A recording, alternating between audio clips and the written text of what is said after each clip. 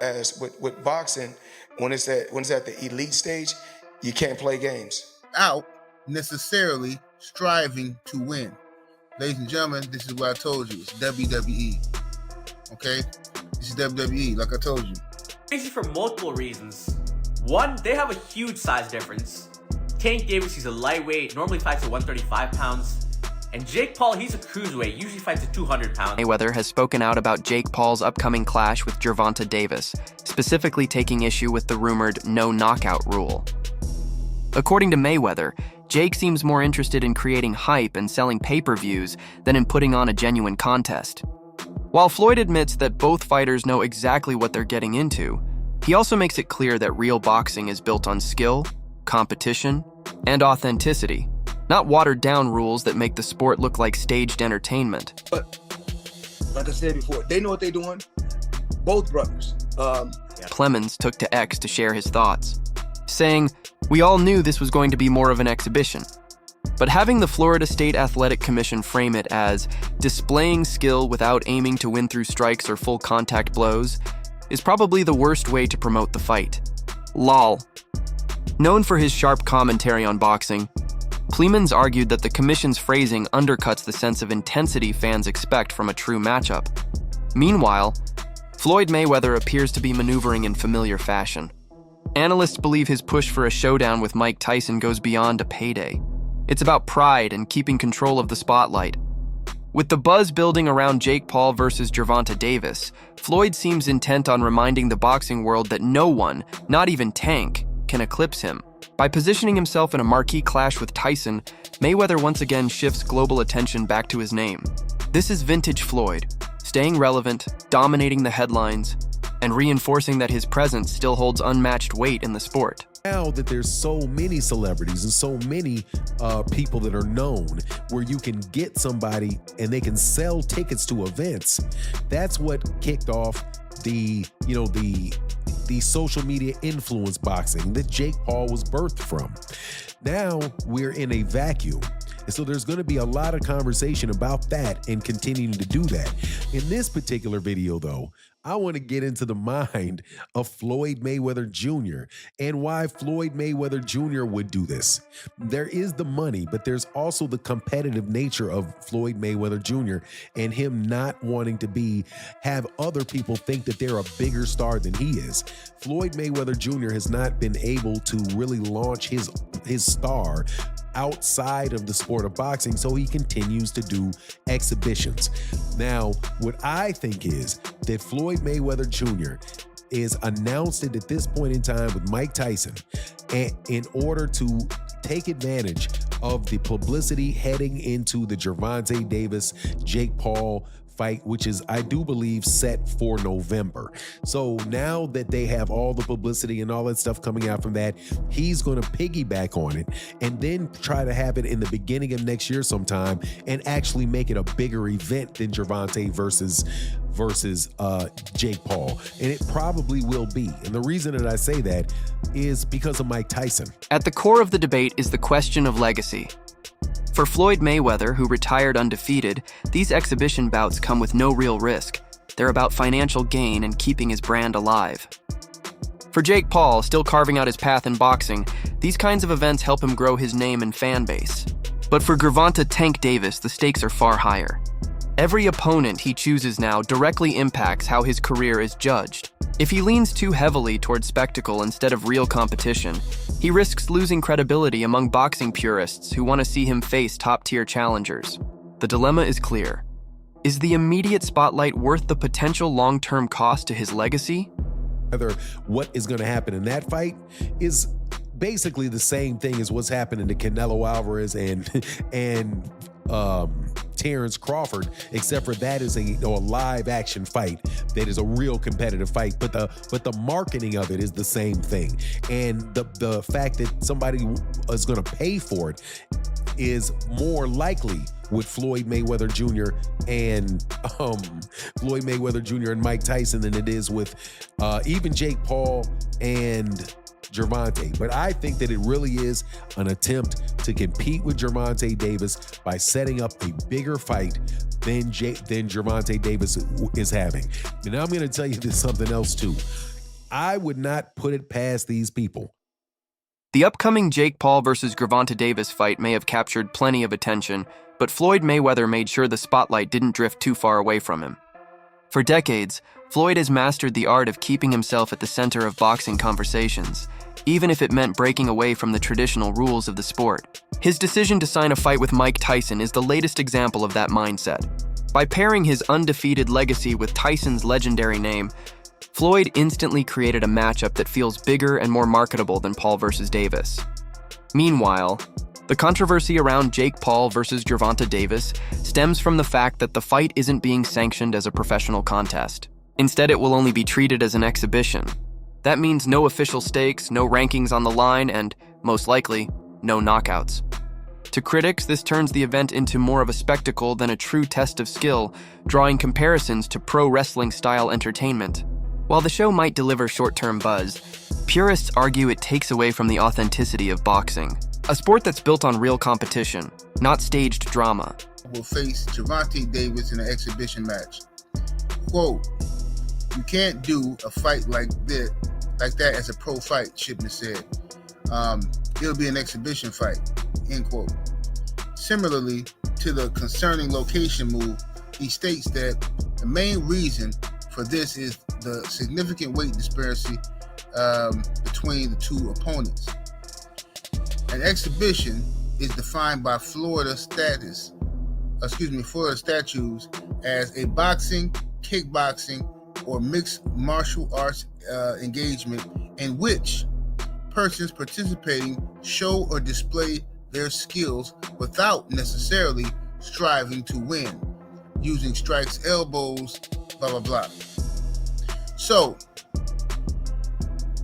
the key word here is, key phrase, show or display their skills without necessarily striving to win. Ladies and gentlemen, this is what I told you. It's WWE. Okay? This is WWE, like I told you. These are setup fights. These are rigged fights. I know Jake Paul gets upset when people say he ain't a real fighter and all that stuff. But I think the Mike Tyson fight pretty much showed everybody that, Mike was pulling back on his punches, and it just was weird to me. You know what I'm saying? Now you got Gervonta Tank Davis getting ready to sell his soul to go up in here and move around the ring with Jake Paul. I don't know what's going to happen on this. I don't know. But regardless of the fact, the fight is going to do well because it's going to be on Netflix. So everybody got Netflix, so everybody's going to watch the fight. So it's going to be like a wrestling event, basically, a fake scripted fight. Former world champion Malignaggi has been outspoken about his frustration with the Jake Paul versus Gervonta Davis matchup. He argues that knockouts only mean something when they come against evenly matched, legitimate opponents. In his view, setups like this cheapen the sport by prioritizing spectacle over true competition. Malignaggi also criticized the credibility Jake Paul is being handed simply by taking part in events designed more for entertainment than substance. In a debate with Chris Algieri, Malignaggi pointed out that while casual fans might enjoy the show, serious boxing followers recognize that the fight lacks the integrity of a genuine championship bout. At the heart of his argument is authenticity. One major reason this event isn't being treated as a professional contest is the weight gap between Jake and Davis. The Florida Commission made it clear that such a disparity creates unsafe conditions and unfair advantages. Because of that, they only approved the bout as an exhibition, essentially a glorified sparring session with restrictions, rather than a sanctioned fight. This ruling highlights the limits of boxing as a sport. Entertainment may sell, but regulations still set the boundaries. The fact that Jake versus Tank had to be reframed as an exhibition shows just how unusual and controversial this matchup really is. Paulie, knockouts, dude. Knockouts. People like knockouts. They don't care if you're knocking out cab drivers. Look at Jake Paul's career. You can manufacture that though. You can manufacture that though. You can manufacture. You can manufacture. You can't manufacture. To a degree, you Davis. can. To a degree. I mean, you Destroying can't, yeah, Frank Martin. Gervonta legitimately cannot get knockouts. I agree. He can punch, but there's a lot of limited knockout artists, though, man. He's one of the least active punchers in the game with the highest knockout percentage of current heavyweight. But if he was a real knockout artist, if he was a real knockout artist, prop him up against the best of the best. Felix Trinidad was a knockout artist. He was knocking out the best of the best. If you're a real knockout artist, prop him up against the best and show us how he smokes them. But the way Wade did when Felix Trinidad was doing it. You know, the way they did even when Mike Tyson was doing it in his prime. Okay, say what you want about the Mike Tyson era. He knocked out everyone from 1986 to 1989. Everyone got knocked out. Everyone. Well, by your standard, you could say that Tyson was, to a degree, manufactured. No, and because Teddy he Atlas fought everyone that was there. Everyone that was there at Teddy that time Atlas, fought. Teddy Atlas will 100% agree with this with the because expense he of would say the guys Witherspoon. that were afraid of With him. the exception of Witherspoon. No, but they all, doesn't matter. He knocked them all out. There was nobody you could say in that era except maybe Witherspoon, who had contract issues with King at the time. Oh, except for Witherspoon, there is nobody Tyson didn't fight in that era. He knocked them all out. You can't say like, oh, but if he would have fought that guy, I don't know. No, with Davis, there's guys right now that have been hanging around for years. Yo, dude, when you gonna fight them? The lightweight division was stacked with talent. Even at 130, it had a lot of talent when he was there.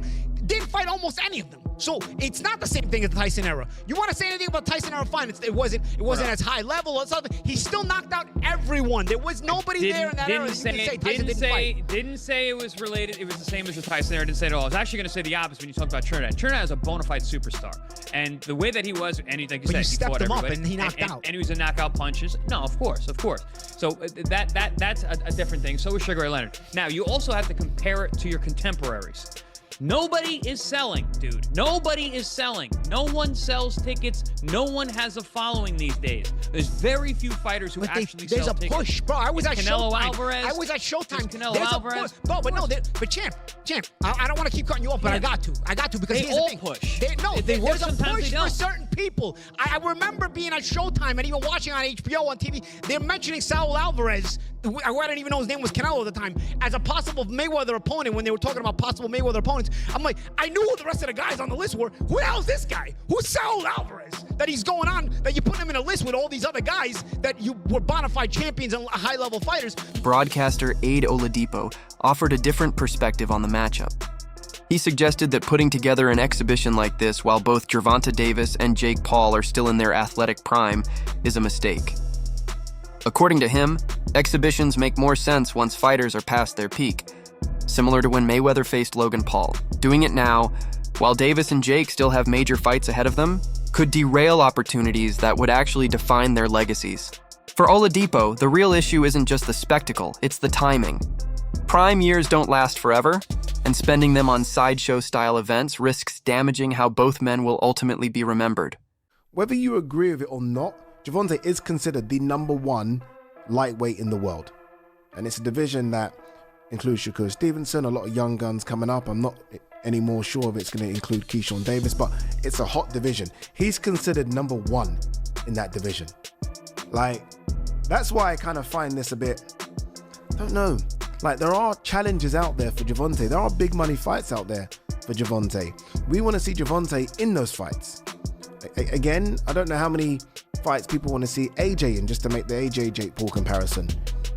One, as far as I'm concerned, that was Tyson Fury. I don't really have any interest in seeing an AJ in any other more fights.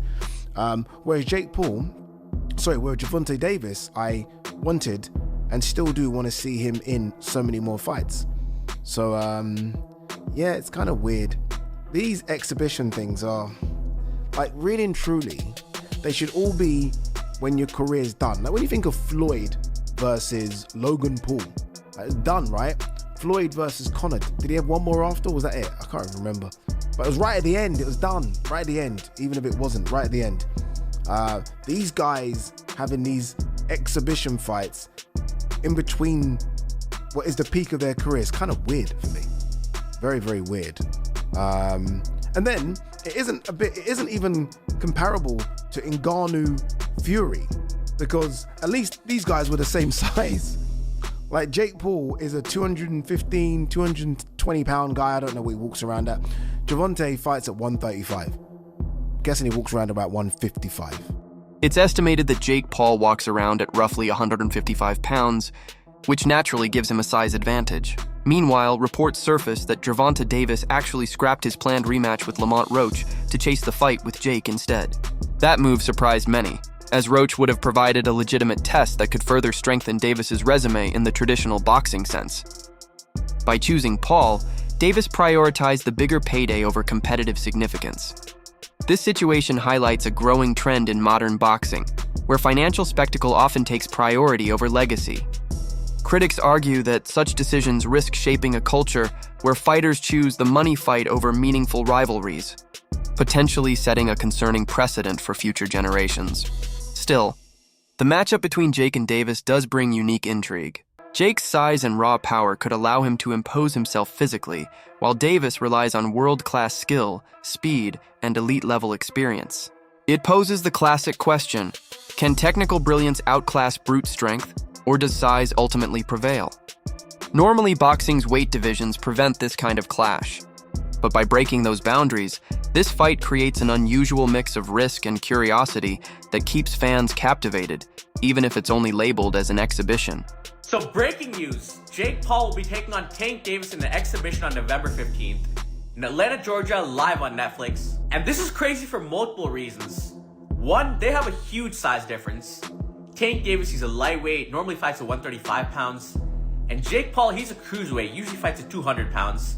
So there's a good 60 to 65 pound difference here. It could also mean that Tank Davis is no longer interested in competing for titles anymore and is cashing out of boxing. You know, there's been a lot of talks that Tank is nearing retirement this year, and he was supposed to rematch Lamont Roach after their first fight went to a draw, but instead of chasing the Roach rematch, instead he takes the Jake Paul fight for money. So maybe this is Tank's last, or one of his last fights. And same for Jake Paul. He just got ranked number 14 at cruiserweight after beating Julio Cesar Chavez Jr. So he's supposed to be fighting other ranked contenders or top guys at cruiserweight, but instead he's taking a money fight. But I do expect these two to go after each other. Even though it is an exhibition, I don't think it'll just be some boring sparring match. I do think they'll try a decent amount. But Tank, obviously, is a lot more skilled. Jake, he has a lot more size. But you guys let me know who you got. Former heavyweight contender Eddie Chambers added his perspective to the ongoing debate with a crucial point. Overlooking Gervonta Davis would be a huge mistake. Yes, Jake Paul's size advantage is undeniable, but Chambers stressed that Davis operates on a completely different level when it comes to pure boxing skill. History has shown that a smaller fighter with superior technique can often neutralize and even dominate a larger opponent, particularly one who lacks the same depth of experience. Chambers' insight shifts the narrative. This isn't just a big guy versus small guy spectacle, but rather a question of whether Jake can cope with the kind of ring IQ and technical mastery that only an elite professional like Davis brings. His message is straightforward. Size can help, but skill usually wins.